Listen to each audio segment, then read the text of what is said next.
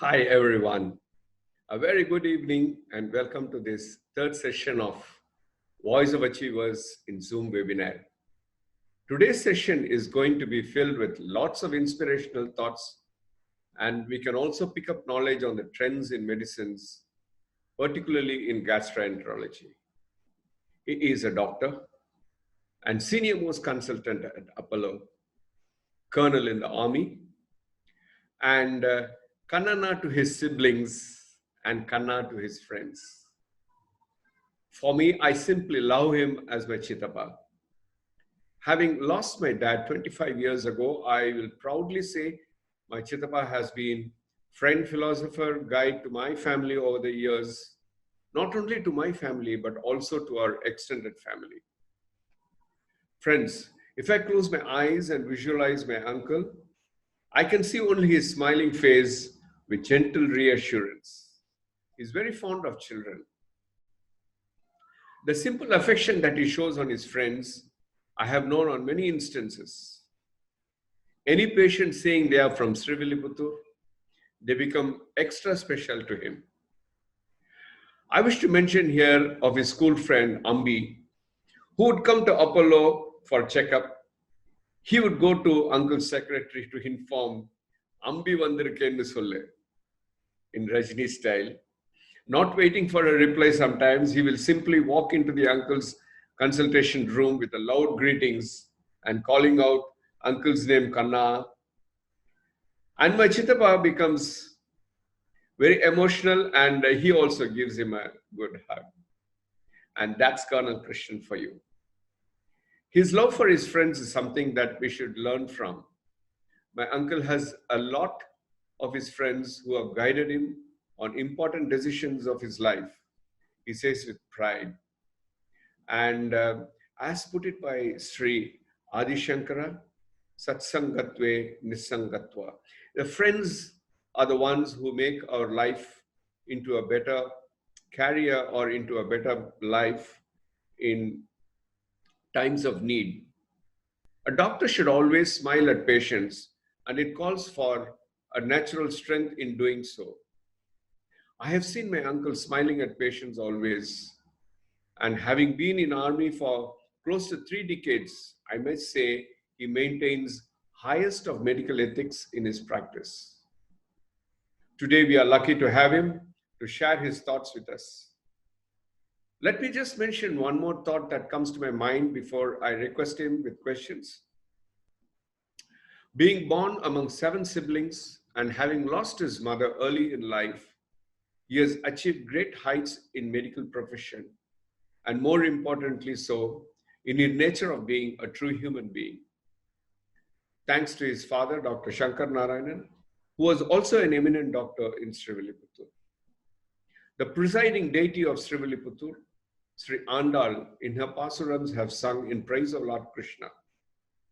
In particular, I would like to mention of the 5th pasuram which says, Mayanai Mannu Vadamadurai Maindanai, Tuya Perinir Yamunai Turaivanai, Ayar Kulatil Tondrum Anivilakkai, Thayai Kudal Vilakkam Seida Damodarane. This is my uncle Dr. Krishnan. By his achievements, shall make his mother proud in heavens. Thayai Kudal Vilakkam Seida Damodarane. Now, to give you a brief detailing of the topic, Dr. Krishnan will share his thoughts on his countings of blessings. Then we will move on to the field of gastroenterology for a layman to understand. And finally, we look forward to his tips on good health. I went to Madras for the intermediate in Vidyatirdha College. I was the first batch, 46, 48. And then came, after finishing what is, those days was the intermediate, these days it is not there. I was perhaps the last batch. Came back to Srivilliputturu and everybody was saying, Appa Doctor, Anna Doctor, D and Doctor Thirtha. Kind of, they didn't allow my mind to dwell on any other options in life. So I started believing in myself, okay, well, that's what I'm fated to be, I'll become a doctor. But that's not I wouldn't say I would consciously make my decision to pursue the profession of medicine. It is all the inputs. Practically any and everybody you met, Shivanamathur said, "Dey appa doctor da, anna doctor da, nee vera enna pada pore." Well, I applied, and as luck would have it, I got admitted to Stanley. That's a long story by itself. Let's not go into that. There, if you want me to continue with my count of blessings, it is that I was not only baptized into medicine by my father, I learned a lot under his tutelage. For example, those days when there is no lab facilities available, his sheer clinical acumen was amazing. That's one aspect. Second is the empathy for the patient. He knew exactly what each one is required, how much he can afford, and he'll always tell them patiently, this is what you have to do. And some such thing I learned, I think I'll never forget. Shall we say in what we call, I think I say, as our Sarojini somewhere there too, what we say is called clinical medicine. If I had a foundation in clinical medicine, which is still withstanding the onslaught of technological explosions in the form of various investigative tools like CT, MRI, scopes, whatever. It is the grounding I had with my father on clinical medicine. Then in Stanley, what happened? Yes. There was an advertisement we saw. Where do you want me to continue on me like this? Go ahead. Anyway. Then I just wanted to ask you how you got into the I'm coming to that. There was an advertisement in The Hindu that Army Medical Corps invites applicants. So there's another guy, two of us said, okay, make this opportunity to go and see Delhi, and they gave you old second class fare. We've always been traveling third class, That was a big experience first. Stayed with a friend of ours who studied in Siddharji in Maulana Azad Medical College hostel. When I finished the interview, one of the interviews I'll never forget for the simple reason, I knew I'm not going to the army. That's not one of my options at that point of time. So I floored the interviewers downright and came back, forgot all about it. Then Appa had made preparations for me to help him in his practice. Anna had joined, my elder brother had joined and become an orthopedic surgeon in the Indian Navy. So he had made arrangements for a clinic in Rayapalayam, a clinic in Mathura, and also to help him, etc. All that. Then I said, okay, I'll extend my house surgeon to learn a wee bit more about how to handle patients in private practice.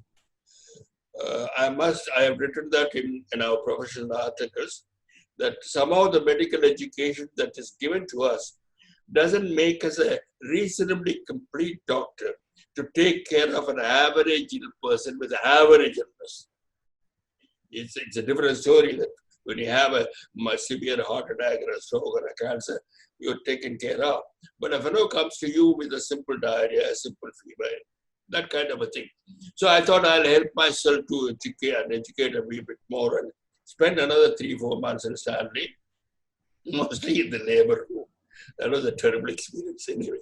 Okay, then Anna had bought a Ford Popular new car.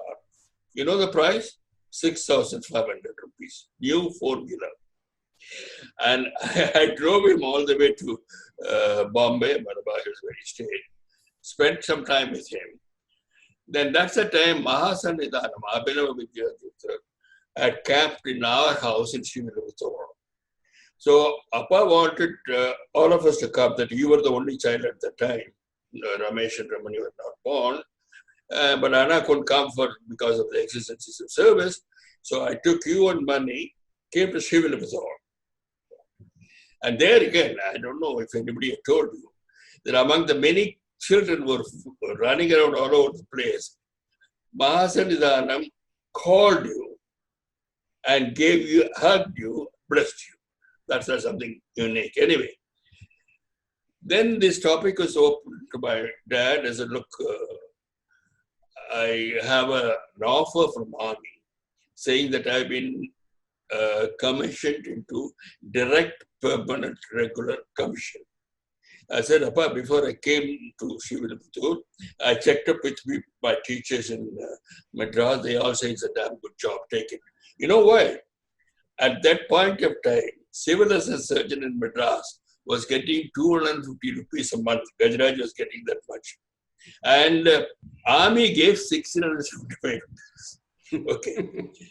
And then when I said to his Appa, he could pay my, see, I don't know how much. You stayed with Appa, so you'll know. For him, everything else comes second. His children's happiness comes first.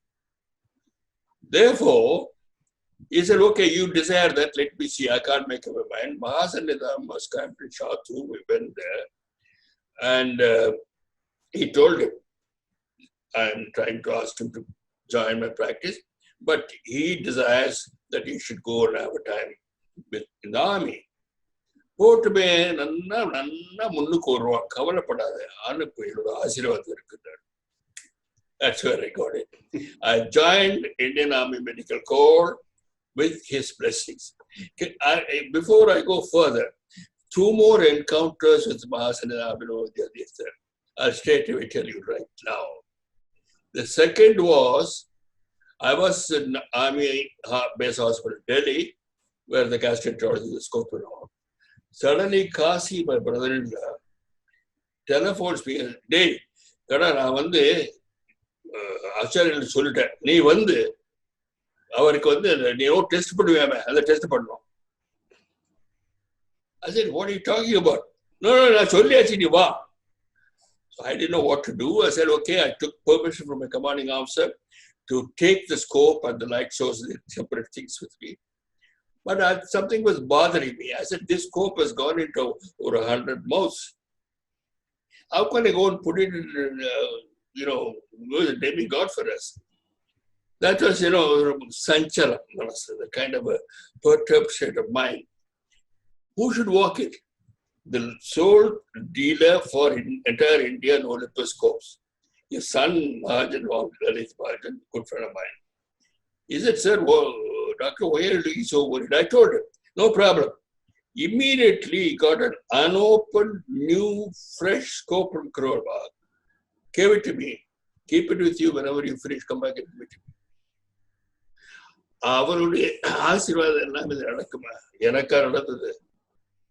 Miracles happen like that. Miracle, எனக்கு அவருடைய ஆசீர்வாதம். You want to call it miracle? I don't know what is miracle, so I won't subscribe to the day at all. Anyway, அவருடைய ஆசீர்வாதம் இருந்து அதனால நடந்ததுன்னு சொல்றேன். எங்க அப்பாவுடைய ஆசீர்வாதம் இருந்து நான் அதனால நடந்து சொல்ற மாதிரி தரும். Then when I came, those days you got to fly to Bombay to Trivandrum. Trivandrum, the guy wouldn't let me go. The light source is a separate thing. He says, open up. I said, anyway, you know who helped me? I said, I want to see a senior officer. You're troubling me. So when I came, I don't remember the name, but there's a Christian name on the badge. கையெடுத்து கூப்பிட்டாவா, நீங்க போயிட்டு வாங்க sir. நான் சொன்னேன், இந்த மாதிரி பெரியவாளுக்கா வந்திருக்கேன்ப்பா, போயிட்டு வாங்க. Then the story started. Kasi and I were staying in a hotel. Acharya, after finishing all his work at about 10:30, 11, around 11:15 or so, he was adjourning to his jagge for his night rest. Then we went and did the namaskaram. And Kasi says, "Karna Delhi vandirka, ungalku test பண்றது. வர சொல்ல, நாளை காலையில 3:30 மணிக்கு வரியா?" When did he say it? 11 p.m. நான் வந்து இல்லை. What I was planning was go by Balakrishnan, a good friend of mine, was the head of the department of Gastroenterology. So I thought I'll get some help from him, some essential emergency medicine, etc. But Kasi wouldn't have nothing. He said, "I was solitary. Kanani, I would pay someone." Then came back, I could sleep. So we took the car, went to military hospital. I didn't have a BP apparatus. I didn't have any type of emergency medicine. Of course, they were not the assistant. So I went there. Another big thing you see, again, அவருடைய ஆசீர்வாதம் தான் நான் சொல்லுவேன். The duty medical officer was a student from AFMC who studied under me. He immediately said, "Why are you here?" I said, "This is the reason. No problem, sir. He packed up everything in the emergency. And then, go ahead, take it. I said, I'll sign for you, or else you'll get into a problem with the commanding. I said, no problem, sir. You are my teacher, take it. I think again, number 2, I said, oh, the problem. We come back. Again, I could sleep. I immediately had a bath, and it was 3 o'clock. I go to the where he stays. He came out. I had arranged for a bench where he will rest, and I'll do the school. Sorry. And I requested him, கட்டில்யா நான் படுத்துக்கிறது கிடையாது, தரையில தான் படுத்துப்பேன். உனக்கு எனக்கு 4 inch develop தூக்கம் வர மாட்டேங்குது. அவர் தரையில படுத்து தூங்குறார். என்ன பண்றது? சரி படுத்துட்டார். ஒரு கை அப்படி வச்சுட்டார். பண்ணு, என்ன பண்ணுவோம் பண்ணு அப்படிங்கிற. அவர் சிரிச்சுட்டே சொல்றார். தொலை நடக்கிறது எனக்கு. So okay, I passed the score. Immediately, he, with the other hand, he was showing some கை எப்படி ஆட்டுறார். காசி பாதிரி போயிட்டான். டேய் என்னவோ ஆச்சுனா எடுத்துருக்கலாம் எடுத்து. Having gone in, I am not going to come out without seeing the entire. So I did whatever I have to see, pulled it out. முடிந்த பிறகு சிரமப்படுத்திட்டேன், மன்னிச்சுக்கணும். ஒண்ணுமே இல்லை, ஒன்றும் விசேஷமா ஒன்றும் இல்லை சொல்லிட்டேன். சிரிக்கிறேன். அதுக்கும் சிரிச்சுட்டு தொண்டரை காரி பொழுது ஒண்ணுமே இல்லை. நான் கேட்டேன், நான் ஒரு கேள்வி கேட்கலாமா? நீங்க ஏன் இந்த கையை அப்படி ஆட்டினேன்? என்ன தெரியுமா சொன்னார்? அதே அந்த எச்சல் பூமா தெய்வம் விழப்படாதுங்கிறதுக்கு ஒரு துண்டு கேட்டப்பா, அது என்னோட இதையே துண்டு எடுத்து வச்சுட்டேங்கிறார். இப்பதான் சொல்றேன், ஸ்பிட் பண்ண ஃபைன் பண்றேன்னு நான் சொல்லிட்டு இருக்கேன். Sign off with Maha Sannidhanam. You know what I'm thinking about it. When I was trying to get out of the army, fast forward, I was called in to give a second opinion in INS Aswini, Naval Hospital Aswini. Then I read the papers, Maha Sannidhanam was camping there. So I took a car, went there, and when we were searching for his residence, who should I meet? Ramsarothiber. கூட்டு போனேன். நான் சொன்னேன், let's take some fruits or something. பைத்தியம் ஒன்னு நீ பார்க்கற அவர் போழப்பனா அவரோட சாப்பிடும். As we entered, கீழே கிடந்து நிறைய மலமட பூஞ்சல் அதில் 2 கிடந்துட்டார். Before we could discuss it, மேலே கூப்பிட்டார். ஆச்சாரியர் கூப்பிடுறாங்க.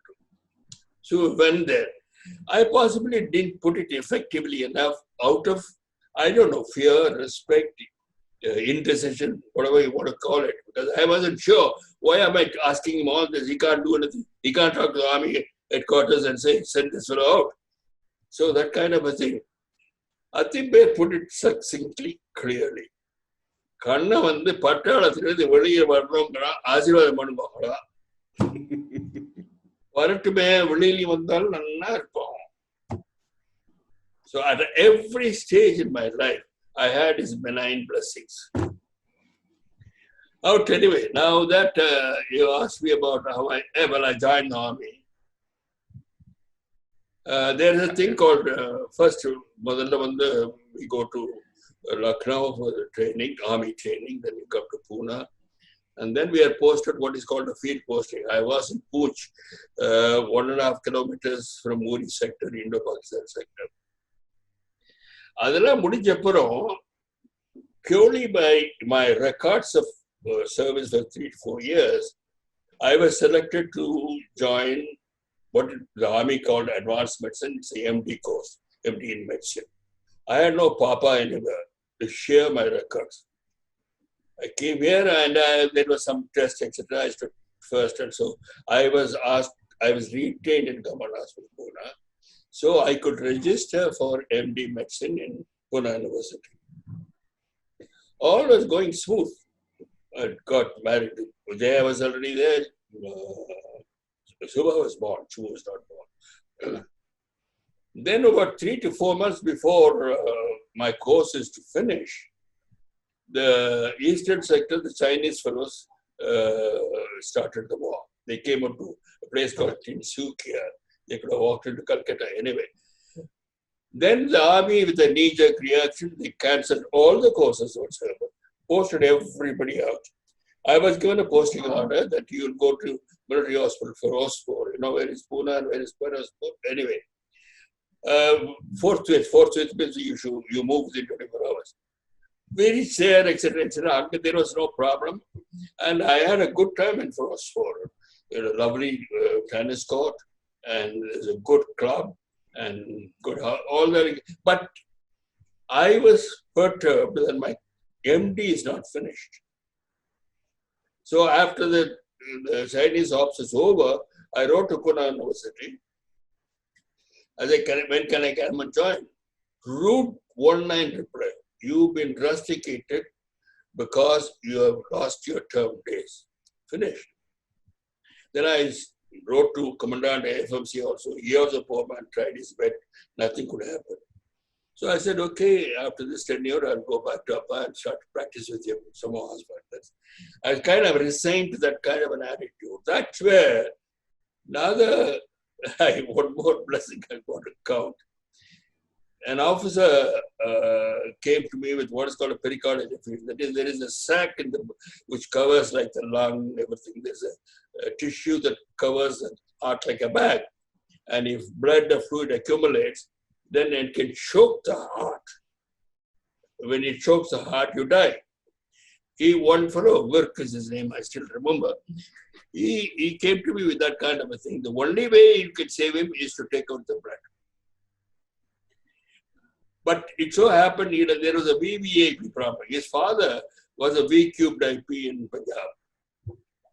So my commanding officer was saying, says, Krishnan, be careful. If something happens, they will behead you. Fairness, sir.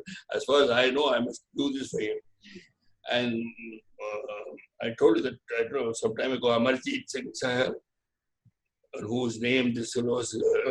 He's the one who attended on Ramakrishna. A very good friend of mine. He was there. He said, Krish, have you done this before? I said, only once during my house at the day. And that too, I assisted myself. We did it. That guy was saved. And so that was a good thing. Then, because the father was a V-cubed IP, he brought in Professor Chitani from Chandigarh to come and see him, this patient. So I presented him as if you people may not know, as a third-year medical student, the case, etc. He was very happy. He says, better first-class care, nothing more to worry. And he also said the same thing to the senior work. And then I said, sir, can you come around? I'll take you around the ward. I took him around my acute medical ward and showed him whatever I'm doing. Then at the end of it, we adjourned to the CO's office for a cup of tea. And then Professor Chirani asked me, Krishnan, where did you do your MD? Then I started a sob story. I said, this is a kid appendix and etc. Then he looked at my commanding officer, Avtar Chaudhary. The Avtar, send this boy to me. I'll take him straight to as for MD. So I almost hit the roof. But the successful surgery you did. You know, a surgery, it is parasitosis, needling and operation, you can call it a surgery. It's a timely, if you had not done it, that fellow would have died. And if you had done it, and there is a mishap, all sorts of things can happen. If that had happened, I had no regrets, because sometimes you have to do desperate things in desperate situations. If you don't do it, you're not a doctor. Oh, I panna poduvo. You're not a doctor. You're a devil's advocate. Anyway, this is, then okay, what happened? Then I told my CEO says, Krish, apply for study leave. Sir, study leave, who will give me study leave? I don't know anybody in our headquarters. That's where another thing came. And the area, Simla, there's a DDM director. So anyway, Ramesh General, medical officer. He came on an inspection tour to my hospital. Same thing, I presented some case, took him around, etc. And took permission from the commanding officer. When I spoke to him in private, I told him, sir, this is my problem. I'll see what I can do about it. That's all he said. No, this is all senior officers tell you. You don't know what it means. Whether they're going to act on it, whether it's one of those things that can give you some kind of a virtual picker. Then, exactly about 4 or 5 weeks later, I get a letter from Army headquarters. You are hereby granted 2 years study leave. At that time, I didn't realize when an officer goes and study, he loses all elements. I don't know what the hell, who devised it. Some Babu from Namapota Babu from Army College must have done it. The fellow is going out of army, take him out all allowances. And he comes down on 50% of the basic pay. So my take-home pay at that time was 1,750 rupees. And I have a wife and a daughter to take care of. Anyway, I did to manage to go to, he took me straight away. The day I went in, he admitted me. No, this thing, selection.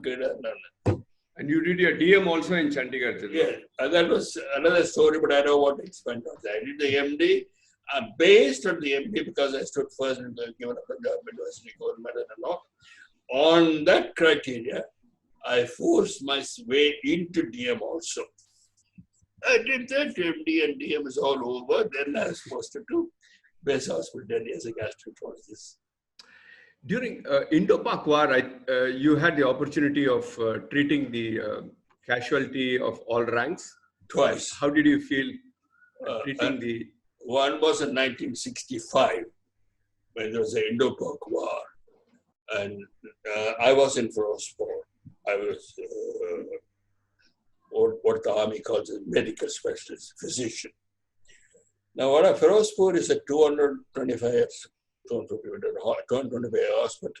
better hospital, with one surgeon, one anesthetist, one gynecologist, one ophthalmologist, one physician, one pathologist, and one commanding officer. That's all the staff we had. Suddenly, once the war broke out, what happened? There was all the entire troops walked out. They were moved out to what is called a Cape Current sector. And another funny thing happened also. All South Indian wives, Malayalis, one Telugu lady, two Tamil ladies, 4 + 1, 5 here, my wife. All of them, they all said, go to Krishnan. He is a physician, he won't go to war. So you go to his house. They all were in my house. So one day later, we put all of them, 5 ladies and 2 kids, including Subha, right? Into another, they pushed them out to Delhi. That's a different story. Here, what happened was, ambulance loads of casualties started streaming in. It's like we are not prepared for the COVID now, isn't it? We don't have hospital beds, etc. Similarly, that hospital was a peace hospital, not catered to receive army casualties. We had to convert it overnight. That's where my surgeon, anesthetist, gynecologist, and ophthalmologist. I call all the 4 of them. You're the 4 guys who know how to cut and sew, right? And I was, between Chatara, the pathologist, and I, we used to select cases. Pathologists used to get the blood grouping done, etc. The task I had to do, I'll never again do in my life. Patients come, shall we say, to make it simple for you, 2 casualties come. Both are similar wounds, similar loss of blood. But one is slightly worse than the other. Now, if you take the worst fellow, he's unlikely to survive by operation. You take the guy who is less affected, he is likely to serve. You'll have to choose. This is called prioritization. I had to do that. And it was a heart-wrenching experience. But anyway, that also we go through. That's where, you have to stand up to the, rise up to the situation. You can't sit and cry, I can't do this, what do I do? If I leave this fellow and if I take that fellow, will I get problem? And so on. I could care less. Anyway, another thing at that time also, a middle-aged lady, a Sardardi, she was a retired MNS nurse. She controlled all of us. She saw to that each one of us is fed in time, given cups and cups and cups of tea anytime, biscuits. And he used to tell the surgeon, sir, come here, you sleep. Where did she come from? Why did she do it? It's fantastic. That was an experience I'll never forget in my life. And that's an experience, if you want to learn how to be a doctor doing good to a patient, you got to go through that. Then you'll know what it is. Then your self goes away.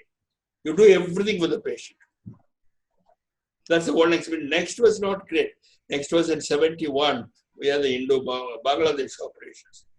We had a POW, prisoner of war camp in Roorkee. There somebody not well, and from Dehradun I was asked to go and see.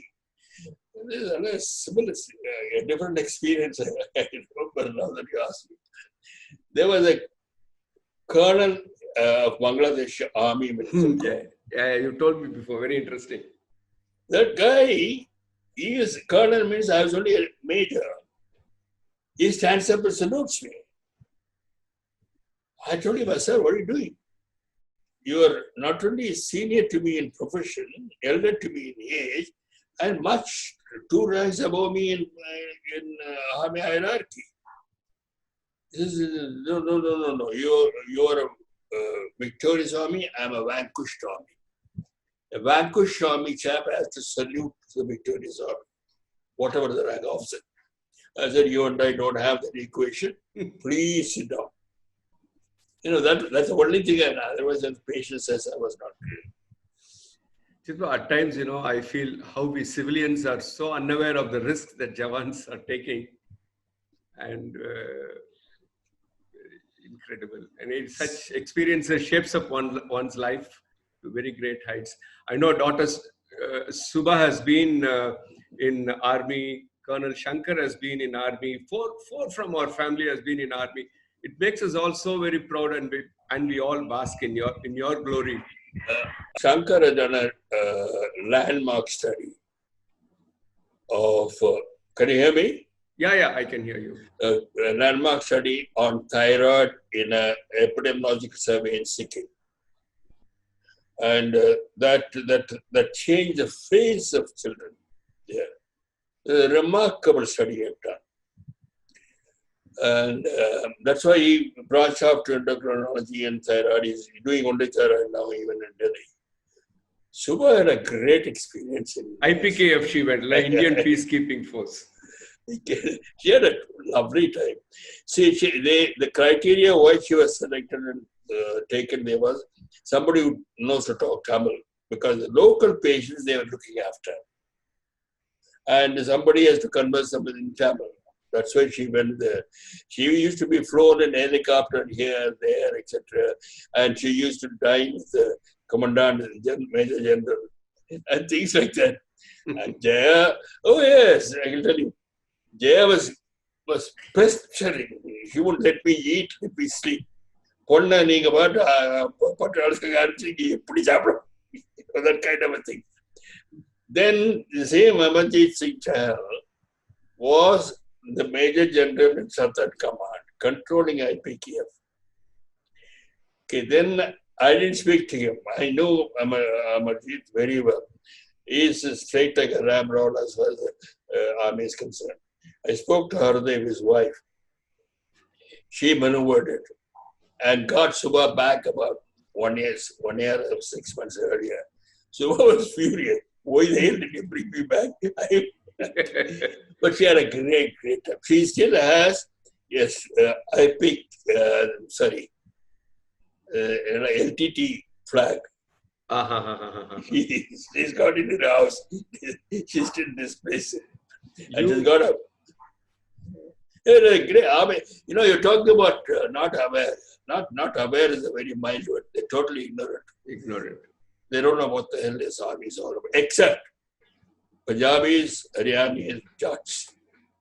You guys, we're all cocooned somewhere in the safety of southern regions, south of India. You don't know what how many in the family.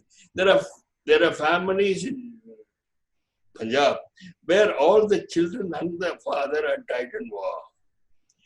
Recently, there was in Kargil war, there was a major who not only saved his own people, his own soldiers, he managed to single-handedly enter into the Pakistani platoon and demolish them.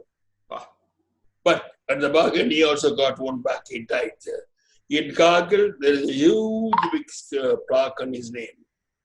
And the family, his father was a retired Major General. He still goes once a year on his birthday or something and pays a tribute to them. You know, that kind of an intimate association with the life in the armed forces is not known in the southern part of the country. That's the reason perhaps you're not involved into what it is. And also partition, South was not affected. It's only the northern people who were affected.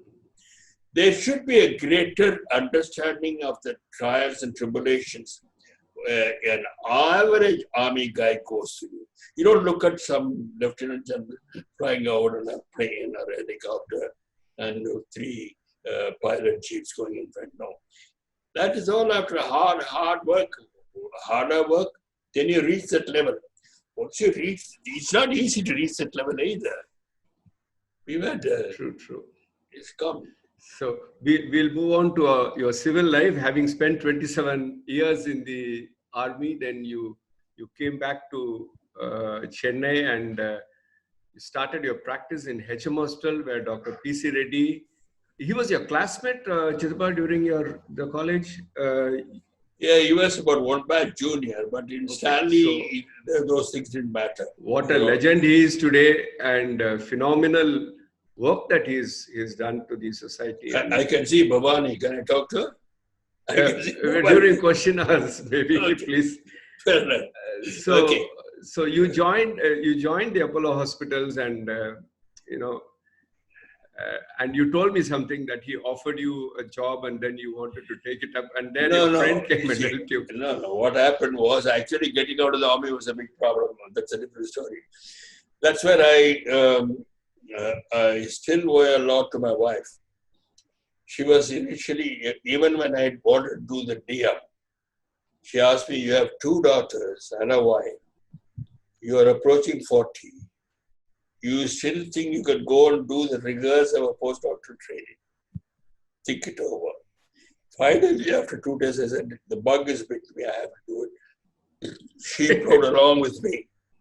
She had a lot of problems looking after the children. Chumu was a small little girl, baby, and taking both the children to the school in the car and had some things like that. Similarly, when I wanted to quit, same question she asked. Because the army had said that I'm going to be promoted to the brigadier, head of the department of the medicine, etc. But I explained to her, I said, look, that's it. I can't go further because of my age. She played with me. From a big, huge big house with a posse of servants, we came down to the 950 square feet, double down housing board flat. Well, okay, we come here, we come to the offer he made was first, he says he'll give me some 10,000 rupees and that raised to 15,000 rupees per month. And I'll do as a gastroenterologist here. I was in 2 months, to be honest. I could neither say yes nor say no. My pension was 1,200 rupees per month at that time. I had a house, of course, and a car. So it's only. That's the time when I mentioned to Gajraj. He didn't answer anything. He says, I order you to bring Jaya to my house tonight.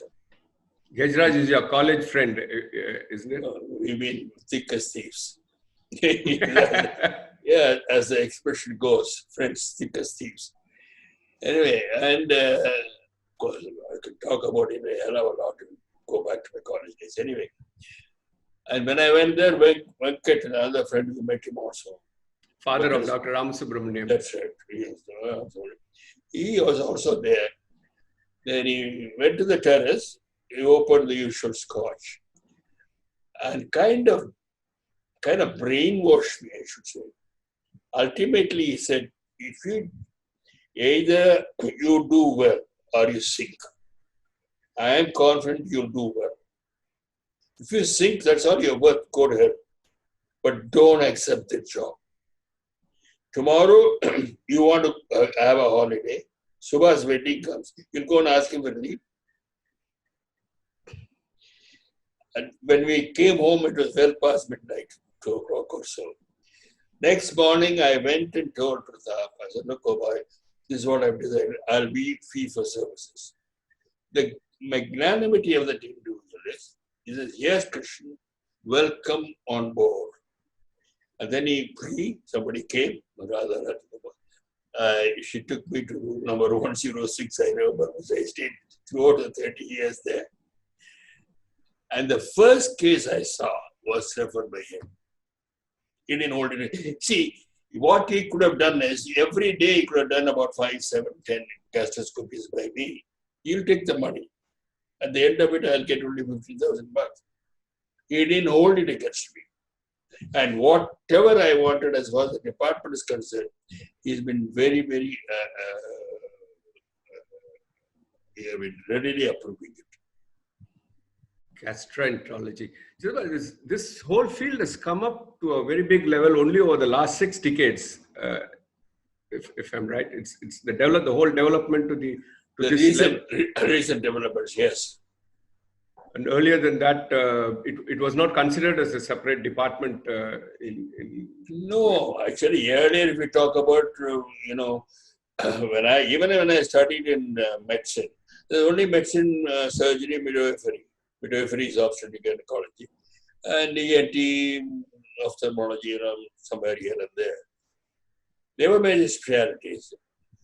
The subspecialties started appearing around 5, 6 decades ago, I think. Gastroenterology took a little longer. First to come was cardiology, next was neurology. Gastroenterology soon follows.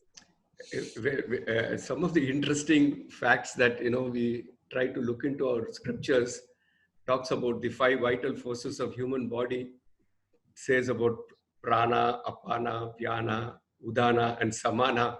Like, when we eat, we say prana is swaha, apana is swaha, vyana is swaha, udana is swaha, samana. This apana is excretory system, which throws out the unwanted material from the body. Apana, all the excretory, which you... No, swahana. Swahana, அதை சொல்லி நம்ம சாப்பிடுறதுக்கு சொல்றோம். We invoke such deities, and then we have our food.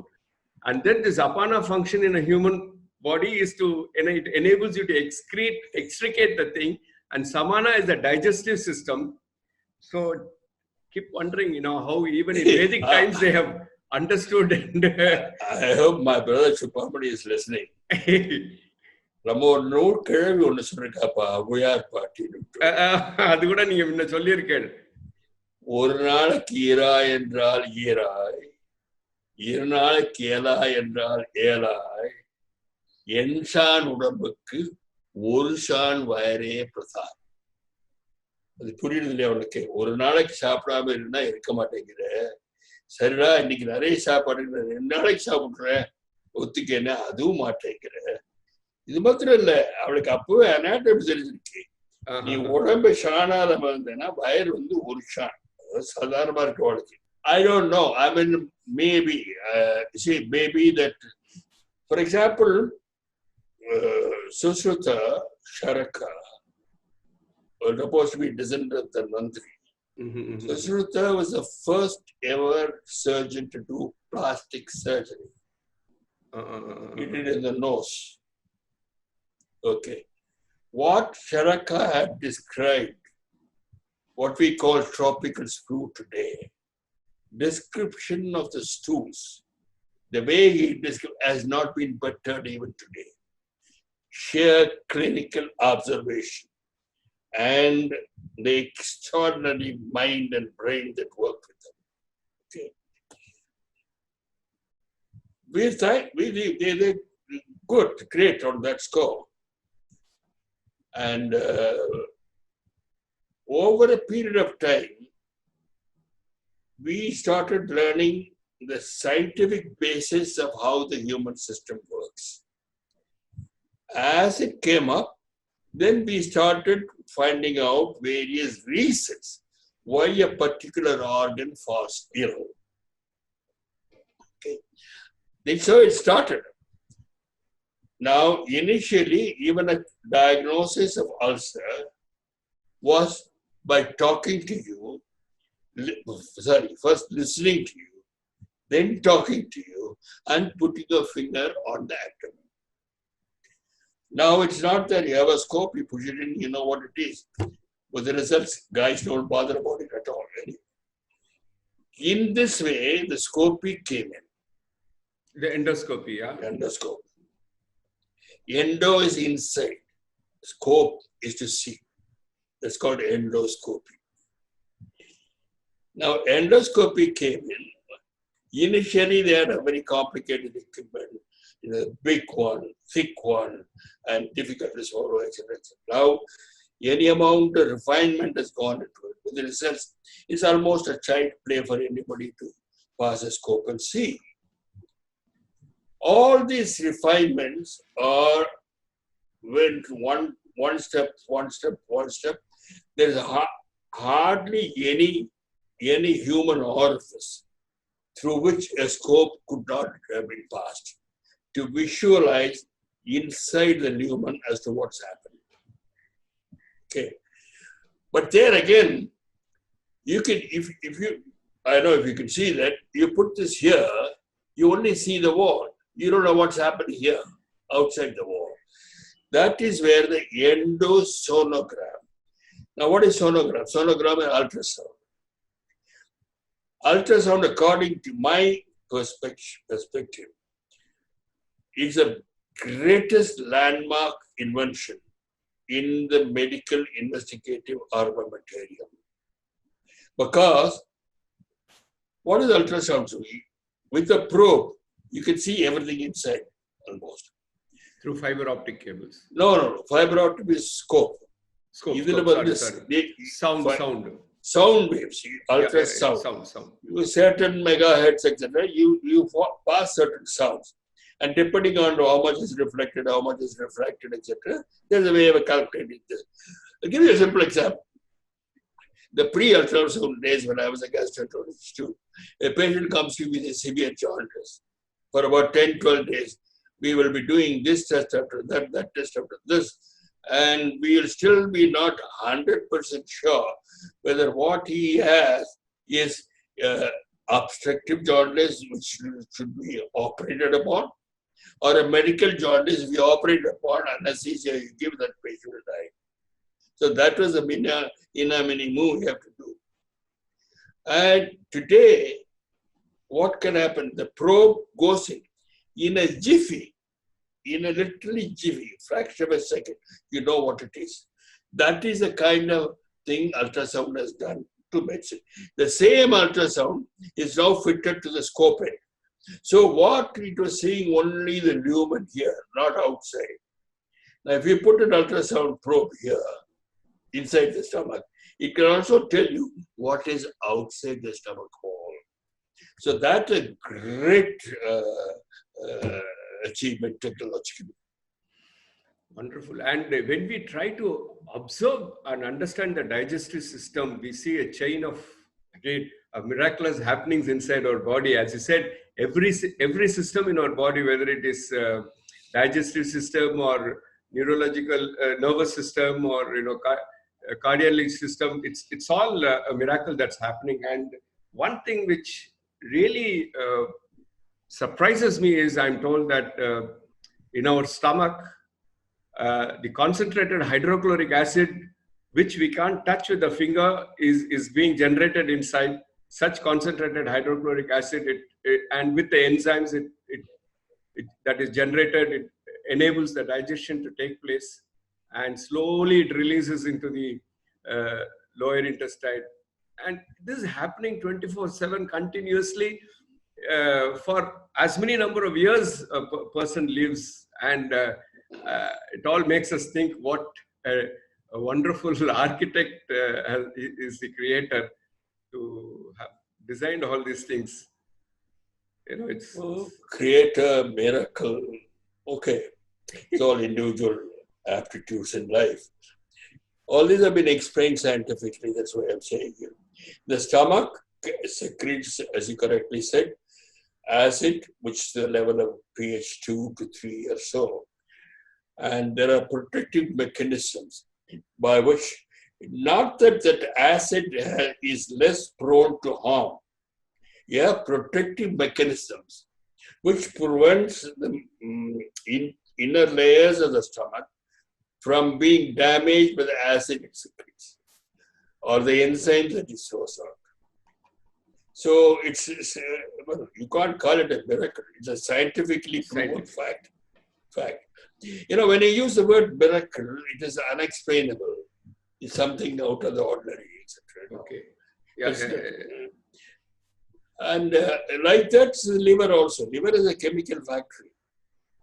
So many, it has digestive function, excretive function. Oh my God. Liver by itself is a big study now. And these are why அதில் வந்து உச்சிபதர் முழங்கால் வரை அதில் வந்து I have stopped, given the story of Alexis and Martin, I think is the name, by Beaumont, the surgeon.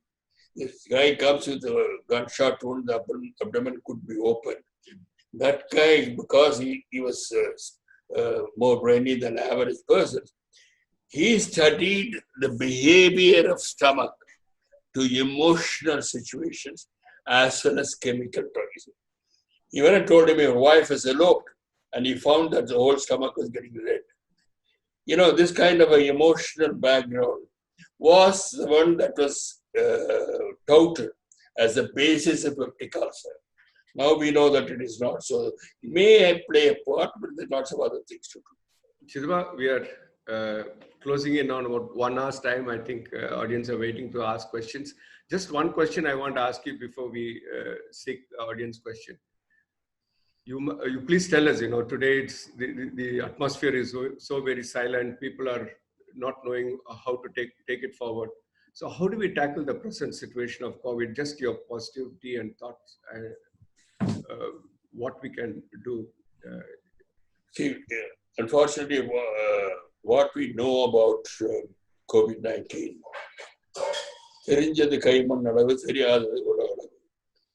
that's a problem now.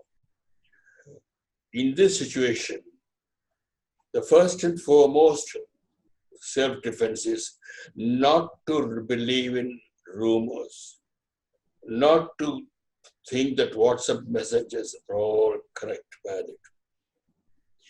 There are portals created by the central government as well as the state government and health officials, the Association of Physicians, they've all created portals. If you have a doubt, ask, it's free.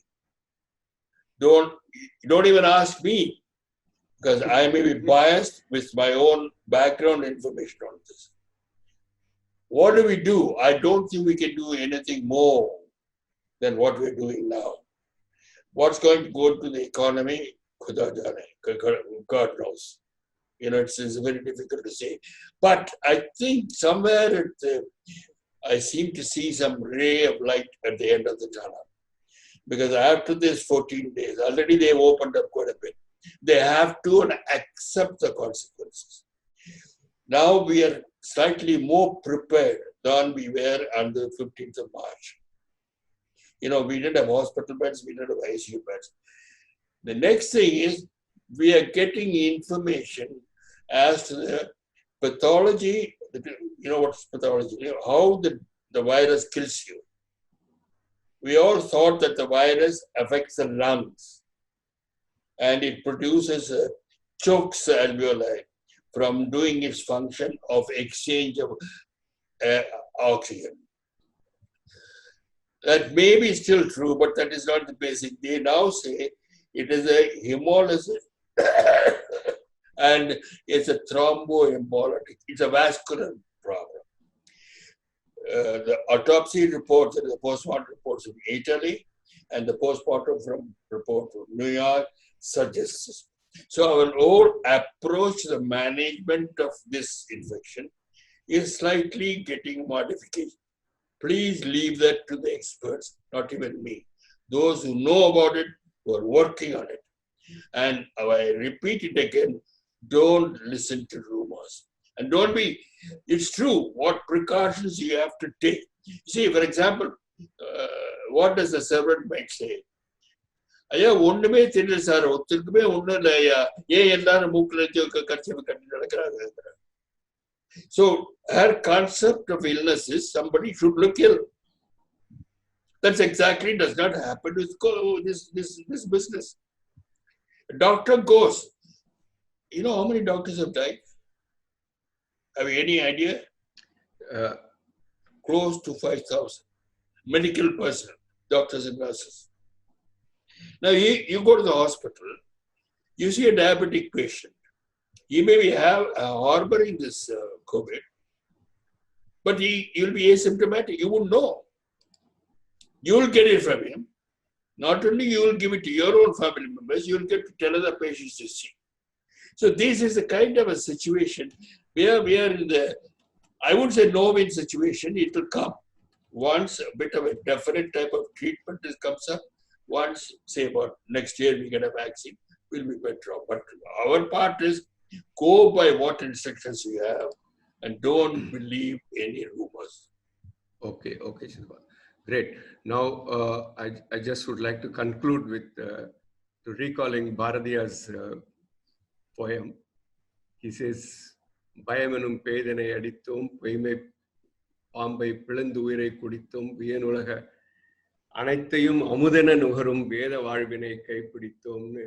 Let us leave all the fear that we have and catch on to the divinity and then carry on with our life in a very positive manner. Thank you so much, Chidba. Now, நானும் பாரதி பக்தன் தான். ஆனா பயமே இல்லாம இருக்கிறது தப்பு. இந்த விஷயத்துல சில இடங்கள்ல நம்ம பயப்பட்டு தான் ஆகணும். கொஞ்சம் நம்ம கூட்டத்துக்கு போகக்கூடாதுன்னா அது பயந்து ஆகணும். Yeah, those who want to ask questions may unmute yourself one at a time, please. We have another 15 minutes to go, and then. Can I ask? I am STS Murthy here. Yes, Murthy. Good evening, Colonel.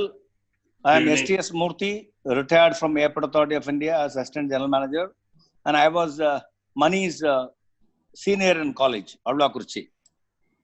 Okay. Yeah. Now, when you are talking about IPKF, your daughter was there in Colombo. Here, no, I would like to. No. Trincomalee. I would like to inform you that I was the one who facilitated IPKF in and out of Chennai airport. For that, I got an appreciation letter from Major General Kalkat, who was the commanding officer of IPKF. Yeah. Personal appreciation letter. Great, okay. Congratulations. Very happy. Thank you. Then I would like to ask you a medical question. We have been hearing and listening about transplantation of organs for humans. Now, of late, I have come to know there is one particular transplantation that cut open the intestine and placing shit of somebody else inside and do surgery. Is it correct? If it is there, what is the name of the surgery? It's not a surgery. If you don't use the word shit and replace it with the fecal, okay, it may sound a little less offensive. That's all. Okay. As a layman, I have told that. Okay. Now, this is a fecal transplantation. You see, what happens, this is one of the things of undue hygienic precautions. You and I were, as children, we were exposed to all sorts of worms, etc.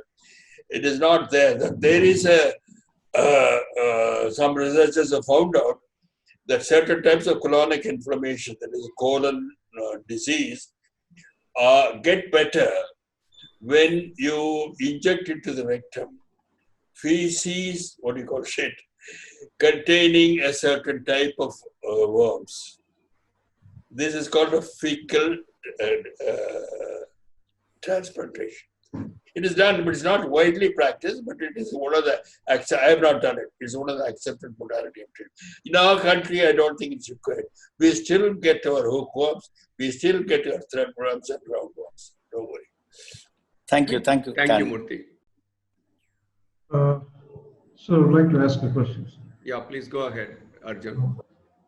Firstly, it's such an honor to be in front of a colonel. So I have, you always return a salute. thank you, sir. I have two questions. Like, what would be your advice for probably young people who would like to join the armed forces? I mean, it could be the regular army or the territorial army. About joining army, you should be highly motivated. That's more important. You know, it's a career worth pursuing. You can apply to NDA, the National Defense Academy, or there is an Officers Training Academy. You know, a couple of places. It's a web page is always there. It's everything. Google gives you all the information. You can apply for it, and they'll give you the criteria. What should be age? What should be a basic qualification? What's your height, weight, etc. Then go ahead. But if you're motivated, it's not a bad career at all. It exposes you to the rest of the country. Now, for example, if I had not been in the armed forces, my children would not have known all about Bengal, Punjab, Pune, Maharashtra, all that. They can, actually the younger girl can talk Marathi very well. And you know, that kind of an exposure you get. And that itself is an education to be exposed to different people. Yeah. Shiva? I have a question. Basically, on the diet side of like how many times somebody can eat, there are multiple theories. People say you can have many small meals a day, you know, intermittently, and some theorists say that it's best to have 2 meals a day and leave the stomach empty for 16 hours for a good health. So I would like to hear from you on what are your views on that. If your stomach is normal and you have the wherewithal to eat. There is no restrictions as long as you don't have hypertension, you don't have diabetes, you're not obese. Go ahead. The question of how many times you eat, how many times you should not eat, it's all folklore. Right. There is no scientific basis. I'll tell you what, when I was a house surgeon in the year of around 1955-56, peptic ulcer management used to be hourly medicine. We used to give atropine, Maradona, Viraxan, don't worry about that. And milk every 2 hours, every 3 hours. The pendulum swung to the other end. They said milk is not only protein, it also contains fat. Both are secretagogues, means they are acid secretion promoting agents. So no milk, the pendulum swung the other way around. All this is okay. If you have a problem, you have to adjust your diet according to that problem. But if you're healthy, to remain more healthy, you don't have to worry about it. What you have been doing is right. The question is, like each time we eat or we stimulate insulin secretion or constantly we are stressing the system, seems to be one side of the theory. Is it normal to, because animals don't eat, like once they eat, probably they just stop eating till they're hungry again. But No, humans tend to snack on. That's something, you know, what's your view on that? Does it really stress the system that it alters the insulin cycle or other secretory systems, and it has an impact on the health of the humans? How does it impact? First is there is no point in comparing animals with humans. Animals are used for some experiments as a different story altogether. The second is you eat, shall we say, a sweet, a jalebi. Are you testing your insulin system? If your pancreas and the insulin secretory system response is adequate, that sweet will be taken care of. Don't worry. You're not testing it. Because if it is not there, then the sugar will go up. No, you are not stressing the system by it. You're stressing the system by over it. Doctor, this is Jayadev, Shankar's classmate and school college mate. Yeah, this is something related to what Shivakumar just asked. In fact, my son in the US, he has been advising me to get into this intermittent fasting. Like, you have your dinner at 8 p.m. and then you don't have anything the next day till about 12 noon. So restrict your eating within a 8-hour schedule. Is that advisable? I don't know. I've heard about this. I'm not saying no. But whether you're otherwise okay, no? You're a normal person, no diabetes, no hypertension. No. You're all right. You're healthy. I don't have sugar. I don't have BP. I don't think this kind of a restrictions is required. You see, in a way, what they are saying is what we have been doing from time immemorial. Nama Tata party, they start some days. And the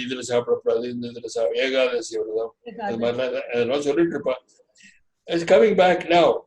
The concept is that like you give your body a certain amount of rest, you think you should give the system inside your body also a certain amount of rest, which to me is not quite rational, because when you don't eat, how many hours of rest you want to give the body? Who decides on this 12 hours, 8 o'clock to 8 o'clock? Are there been any studies on that, and why? Personally, I would support that kind of a concept. Go ahead. If you're an early dinner taker and you read for a couple of hours and then go to sleep, fair enough. If you're not, if you like eating at 9 o'clock, 10 o'clock, which I do, it's okay. Okay. Thank you, Doctor. Yeah. Okay. So we'll we come to the last part of the wonderful meeting, Chidapa. Well, I can't thank you enough. Anita, please take over and let's wind up.